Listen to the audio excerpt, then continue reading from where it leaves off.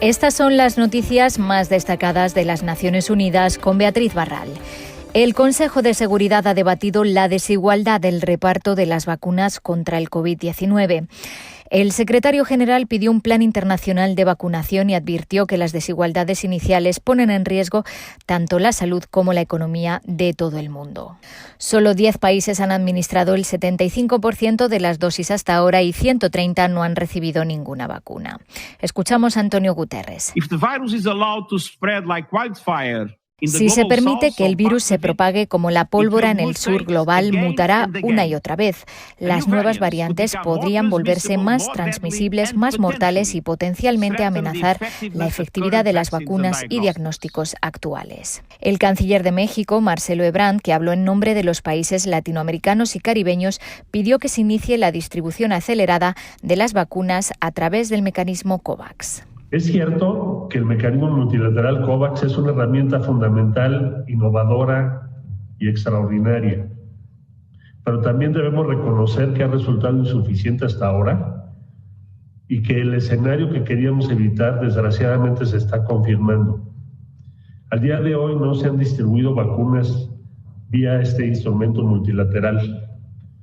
En tal sentido, instamos a los países a evitar el acaparamiento de vacunas y acelerar las primeras etapas de las entregas de COVAX, privilegiar la distribución a los países de menores recursos.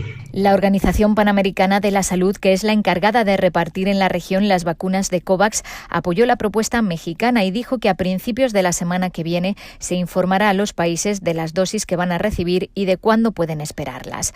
Preguntado en rueda de prensa, el subdirector de la OPS, Jarbas Barbosa, dijo que la iniciativa de México es muy importante y otros países deben apoyarla. La comunidad internacional no contaba con un mecanismo para repartir equitativamente equipos de protección o vacunas en caso de pandemia. Se creó COVAX, explicó, pero el mecanismo tuvo que solicitar donaciones y convencer a los países antes de echar a andar, algo que tomó meses, durante los que, como no hay reglas, dijo, los productores comenzaron a hacer acuerdos con países con plata.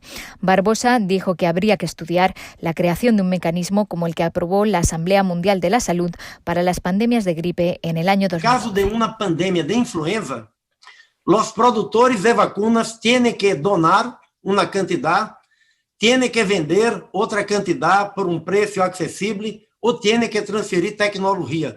¿Por qué? Porque las vacunas de influenza y todas las otras vacunas del mundo son producidas con datos, con virus, con muestras de los laboratorios de vigilancia de salud pública, los laboratorios que tienen los ministerios de salud de los países. Entonces, eso se alcanzó para la pandemia de influenza, no para las otras pandemias.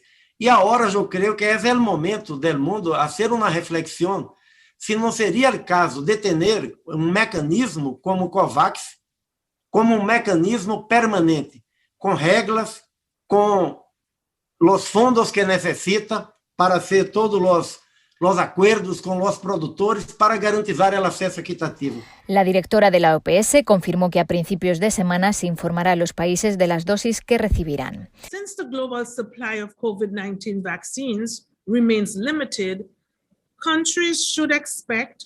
Como la distribución mundial de vacunas sigue siendo limitada, los países deben esperar que las entregas sean pequeñas. Unos 160 millones de dosis se repartirán en el primer semestre, con las dosis aumentando cada mes. Por el momento, 63 millones de personas han sido vacunadas en América, aunque la mayoría en los países del norte del continente. La OPS calcula que unos 700 millones de personas deberán recibir la vacuna para alcanzar la cobertura del 70%, que se estima llevaría a controlar la transmisión. En todo el mundo, el número de casos de COVID-19 ha caído un 16% y los fallecimientos han bajado un 10%. La OMS, aún así, advierte que todos los países siguen en riesgo y las variantes se están propagando. La variante detectada en Reino Unido está ahora presente en 94 países, 8 más que la semana anterior. La proporción de personas infectadas con esta variante ha aumentado en las últimas semanas, lo que indica transmisión comunitaria en en varios países.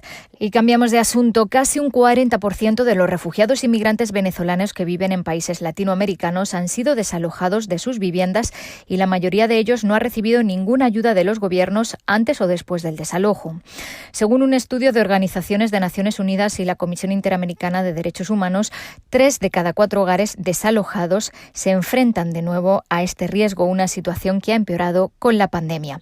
5 de cada 10 personas ya desalojadas se encontraban en el país de acogida de forma irregular, lo que dificulta que puedan acceder a una vivienda digna o contratos formales. El 70% de los encuestados no recibió ningún tipo de asistencia que les permita prevenir o tener alguna protección frente al desalojo, y en un 75% de los casos las autoridades locales no intervinieron. Juan Betancourt es el coordinador del informe. También la encuesta lo que revela es la baja intervención oficial en materia de mediación entre propietarios y arrendatarios, y ahí hay una asimetría en relación a los migrantes y a los refugiados que están en condiciones irregulares, que no tienen las condiciones de pago y que no pueden acceder a los mecanismos de justicia o de solución de los conflictos en cada país. En caso de ser desalojados, solo un 7% estaría dispuesto a volver a Venezuela y un 73% piensa que el retorno a su país representa un riesgo para sus hogares. Hasta aquí las noticias más destacadas de las Naciones Unidas.